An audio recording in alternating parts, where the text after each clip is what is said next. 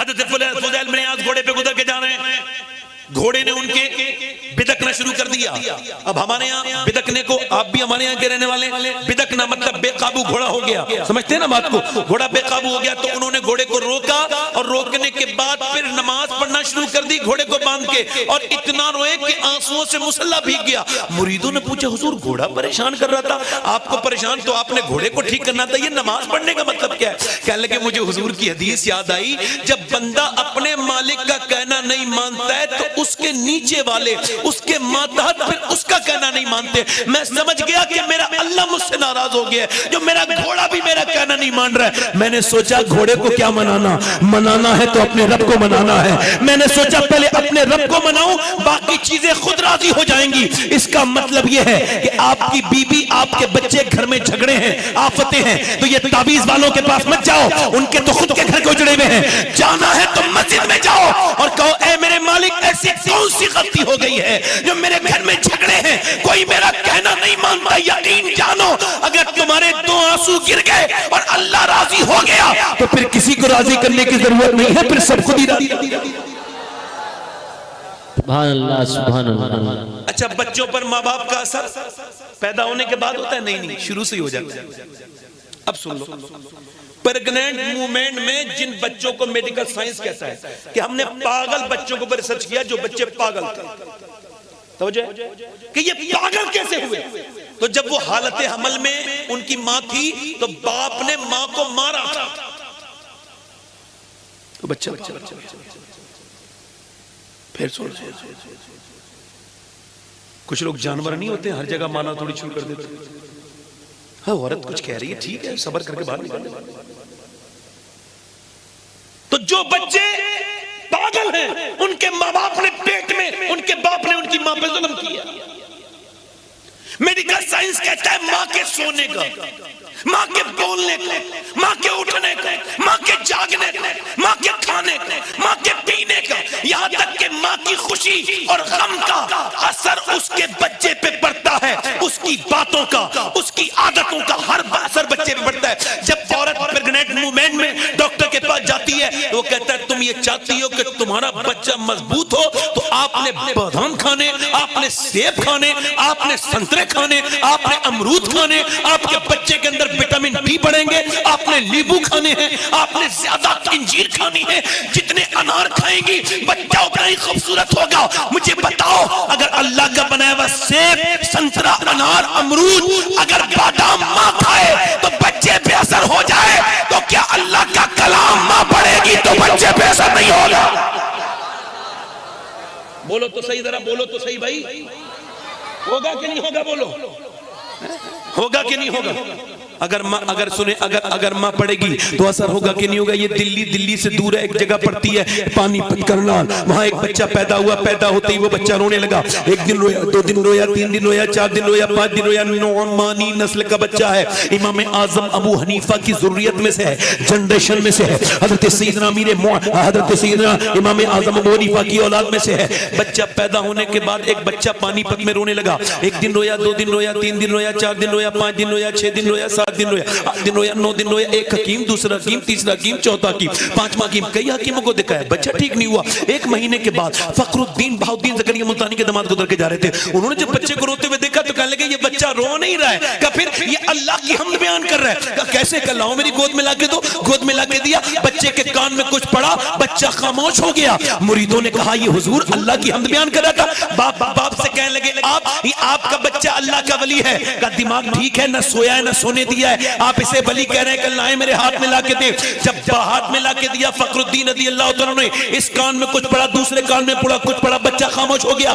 باپ بولا کیا پڑھ کے پھونک دیا؟ بڑی بڑی دوائیوں سے بچہ خاموش نہیں ہوا تھا، کیا پڑھ کے پھونکا؟ کہنے لگے بعد میں بتاؤں گا، پہلے آپ بتائیں کیا اس بچے کی ماں قرآن کی حافظہ ہے؟ کہاں؟ کہا تو سنو، اٹھتے بیٹھتے چلتے پھرتے کھاتے پیتے ماں نے روٹی بناتے چکی چلاتے اتنا قرآن کی تلاوت کی. میری بیٹیاں سمجھے، میری بہنیں سمجھے، امت کا اب مستقبل ان کے ہاتھ میں ہے.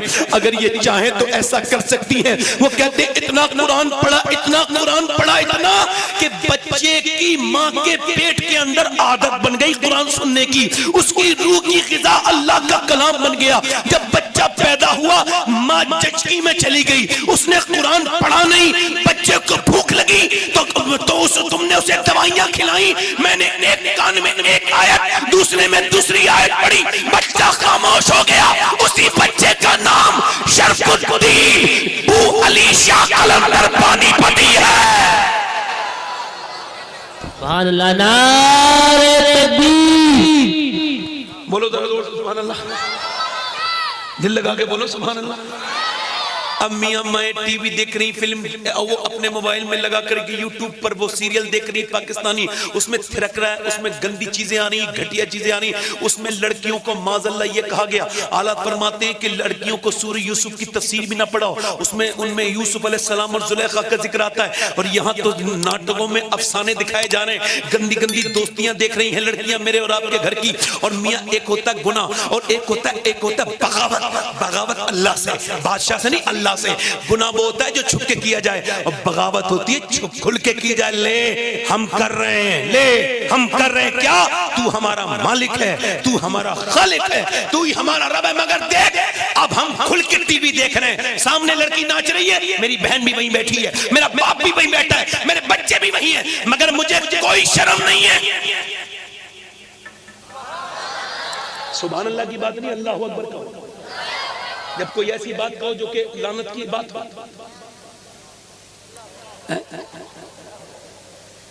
میں آپ کو بتاؤں، آپ نے یہ جوکروں کو بہت سنا ہے، جلسوں میں جوکر بہت سنے آپ نے، اسی وجہ سے ہنستے ہو۔ آپ کو پتا ہے محفل میں علماء کے درمیان ہنسنا یہ زنا کرنے جیسا کام ہے۔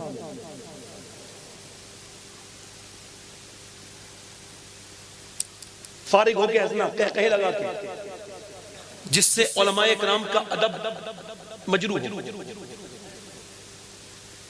ہنسنا ٹھیک ہے، مسکرانا سننا۔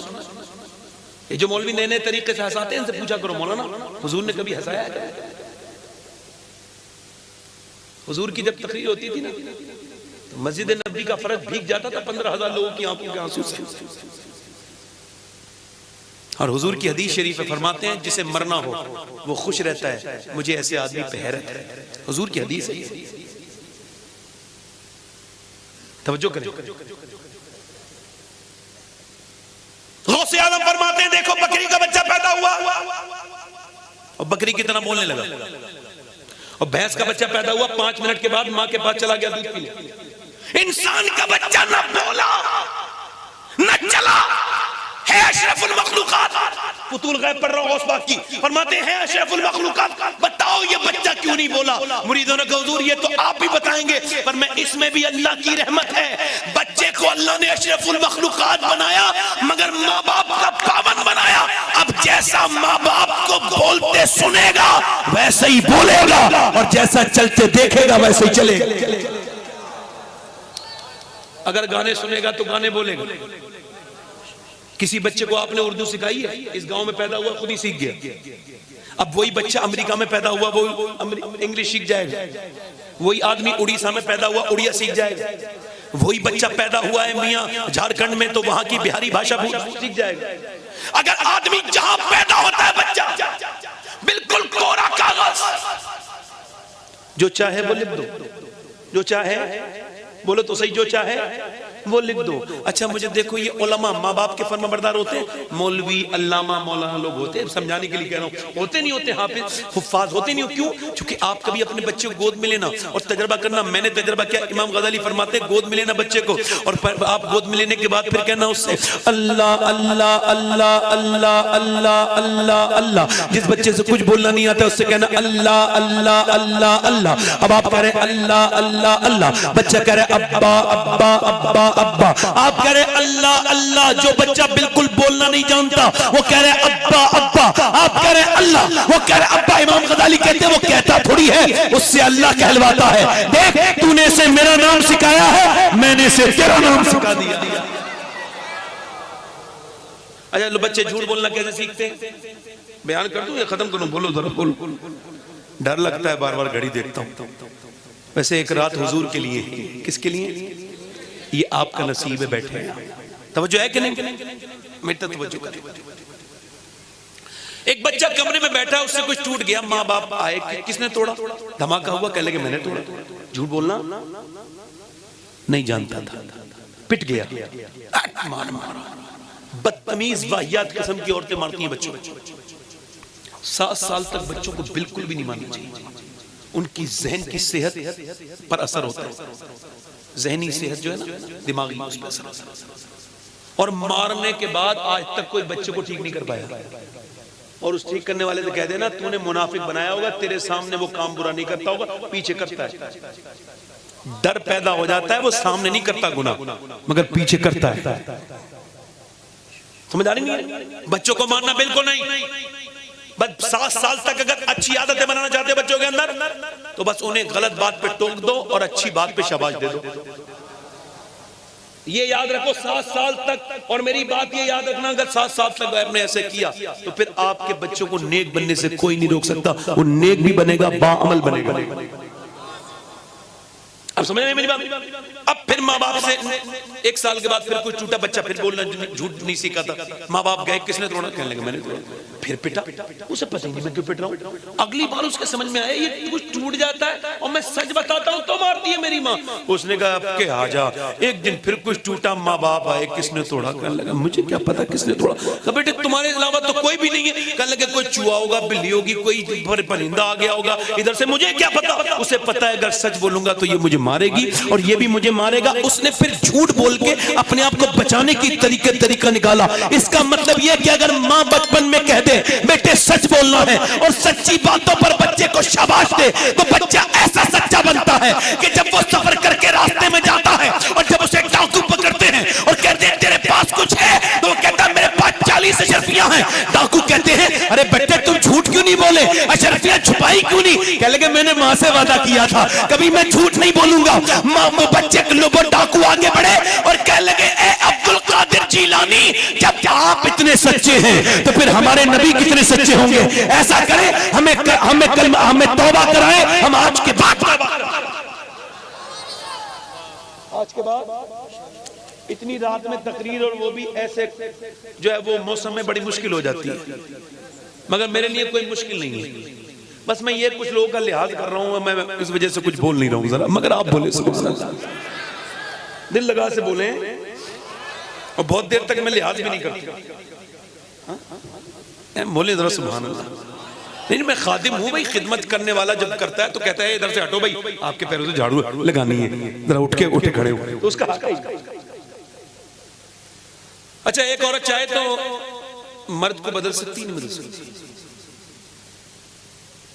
سکتی کسے کہہ رہے ہیں بدل دیتی ہے۔ جو آدمی اپنی بیوی کے ساتھ اپنی ماں کے ساتھ کبھی بازار نہیں گیا نا وہ بیوی کے ساتھ جاتا ہے، بہن کے ساتھ نہیں گیا نا کبھی نہیں گیا، آج جاتا ہے۔ اچھا بیوی کے خرچے بھی خوب یاد رہتے ہیں، بہنوں کے خرچے بہنوں کے خرچے یاد نہیں رہتے، سوچا کریں اس بات کو۔ آپ کی بیویوں کے اگر اخراجات ہیں تو آپ کی بہنوں کے بھی اخراجات ہیں، مگر جو اپنی بہنوں کے ساتھ کبھی نہیں گیا، اپنی ماں کے ساتھ کبھی نہیں گیا، آج وہ جا رہا ہے بچہ گود میں لے کے جا رہا ہے، پیچھے پیچھے وہ آگے آگے پسند کر رہی ہے ایک دکان سے دوسری دکان۔ میں نے اس میں ایسے آدمی کو دیکھ کے بڑی رحم آتا ہے، مگر میں کہتا ہوں اگر ایک عورت بازار لے جا سکتی ہے تو مسجد بھی بھیج سکتی ہے۔ آپ نے آج تک نہیں سنا، میں نے بھی نہیں سنا، ابھی سناؤ تو بتائیں کہ کسی اور لڑکی نے یہ تو کہا یہ کماتا نہیں میں اس کے ساتھ نہیں رہوں گی، یہ تو کہا کہ یہ آدمی جو ہے نا وہ آوارہ ہے اس کے ساتھ نہیں رہوں گی، میری طلاق کراؤ ڈیورس کراؤ، اس کی ماں ٹھیک نہیں، اس کی بہن ٹھیک نہیں، اس کا گھر ٹھیک نہیں، یہ تو کہا، مگر آج تک کسی اور اپنی لڑکی نے نہیں کہا کہ یہ نماز نہیں پڑھتا ہے میں اس کے ساتھ نہیں رہوں گی۔ اے یوٹیوب والو آپ بھی بولو سبحان اللہ، بیچ میں یار بیٹھتے ہو تو سبحان اللہ تو بولا کرو نا کم سے کم، ایسے کیا بیٹھے ہو، ہاتھ کھول کے بیٹھو نا بھائی، ہاں ورنہ ہمیں رائٹ ہے ہم کیمرے بھی بند کرا دیں گے آپ، چونکہ لوگ کہیں سے کاٹ کے کوئی بھی چیز شیئر کر دیتے ہیں نا، ان کو بس اپنا وہ ملنا چاہیے کمائی، اور ٹھیک ہے اپنا کام نکالو مگر کسی کا کام خراب تو نہ کرو یار، یہ کون سی بات ہو گئی۔ ادھر دیکھیں اگر عورت چاہے تو ایک عورت چاہے تو گھر کو، اب یہاں سے میری تقریر مین شروع ہی دھیان دے، یہ پنجاب میں ایک جگہ ہے وہاں ایک وہ جو ہے غیر منقسم ہندوستان میں ایک چودھری تھے، بازیر نام تھا، کئی ہزار یعنی کم سے کم 4-5 ہزار بیگھہ زمین تھی، بڑا چودھری ہوا نہیں ہوا۔ اس کی 2 بیویاں تھیں، اس نے تیسری شادی کی، اسے تیسری بیوی ٹھیک مل گئی، کبھی کبھی بیوی ٹھیک بھی مل جاتی ہے، اسے تیسری ٹھیک ملی۔ یہ کیوں کہہ رہا ہوں؟ اس وجہ سے کہ بیوی نے دیکھا بچے بھی خوب ہیں گھر میں، نوکر بھی خوب ہیں، خوب بھینسیں ہیں، خوب دودھ ہے، خوب گھی ہے، ساری دنیا کی نعمتیں موجود ہیں، مگر گھر میں کوئی نماز۔ اب یہ آئی تھی نمازی بیک گراؤنڈ سے، اس نے دیکھا کوئی نماز، تو اس نے سوچا اب نمازی کیسے بنانا ہے۔ تو اس نے ایک ہی طریقہ سیکھا کہ نوکر لے کے جاتا تھا شام کو دودھ، چودھری بیٹھک میں سوتا تھا، بیویاں 3 تھیں، مگر کیسے لوگ تھے پہلے کے، سوتا بیٹھک میں تھا۔ تو اس نے کہا ٹھیک ہے، وہ اپنے نوکر سے بولی تم دودھ لے کے نہیں جاؤ گے، میں لے کے جاؤں گی۔ وہ دودھ لے کے گئی، نوکر نے دودھ دے دیا، اس کی حیثیت کتنی ہوتی ہے، وہ گئی جا کے بولی حضور لیجئے دودھ پیجئے۔ اس نے کہا میری بیویاں تو پہلے بھی 2 ہیں، انہوں نے تو کبھی ایسا نہیں کہا، تم کیوں آئی ہو؟ کہنے لگی میرا زیادہ حق بنتا ہے آپ کی خدمت کرنے کا، حضور آپ لیجئے دودھ تو پیجئے۔ اس نے دودھ پیش کیا، کہنے لگی میں آپ کے پاؤں بھی ذرا دبانے آئی ہوں۔ کہا کیوں؟ کہ میں اپنے میکے میں باپ کے دباتی تھی، اب یہاں آپ کے دباؤں گی۔ پیر دبانے لگی، دباتی رہی، اور چودھری کو آنے لگی نیند۔ جب اس کے خراٹے شروع ہوئے نا تو کہنے لگی چودھری صاحب میں تو جا رہی ہوں اور آپ کو آ رہی ہے نیند، اگر برا نہ مانے تو صبح فجر میں اٹھا دوں۔ اب ایک تو چودھری اور دوسرا مرد، 2 علامات تکبر کی۔ تو مجھے سمجھائے گا، باقیہ سے بےزتی کرتی، انسلٹ کرتی، دل توڑ دیا۔ نہیں اللہ والے اللہ کے لیے کرتے ہیں، ان کا کسی کے کہنے سے دل پہ فرق نہیں پڑتا۔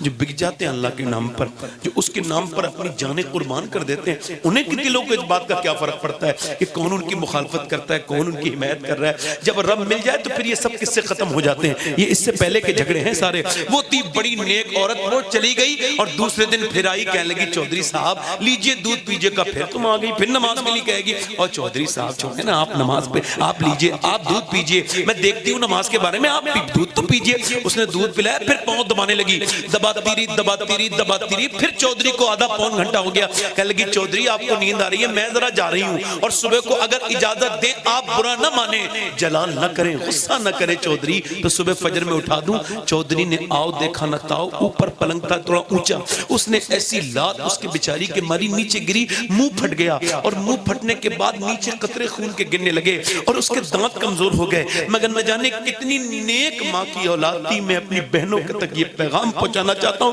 میری بیٹیوں وہ کیسی عورتیں تھی جنہوں نے اتنی مشقتیں کی اللہ کے رسول کے دین کے لیے، پٹی ایک لفظ نہیں کہا، یہ کہا میں تو یہ بھی نہیں کہا میں تو تجھے نمازی بنانا چاہتی ہوں، آپ مجھ کو مار رہے ہیں، نہیں، برتن اٹھائے خاموشی کے ساتھ چلی گئی۔ کتنی نیک ماں کی اولاد تھی، کیسی ماں ہوگی جس کی ایسی بیٹی ہے، کیسا باپ ہوگا جس نے ایسی تربیت کی ہے۔ پھر دوسرے دن بھی آئی، پھر تیسرے دن بھی آئی، آتی رہی، جاتی رہی، گالیاں کھاتی رہی اور اس کے دھکے کھاتی رہی۔ کئی ہفتے گزر گئے، چودھری کو ایک دن رحم آیا، کہنے لگا یہ بتا تو روز کیوں آتی ہے؟ میں مانتا ہوں تو بڑے جاگیردار کی بیٹی ہے، تیرا باپ چودھری ہے، نام ہے اس کا، تو ذلیل ہونے آتی ہے، گالی دیتا ہوں، دھکے مارتا ہوں، پھر بھی نماز کے لیے کہتی ہے کیوں؟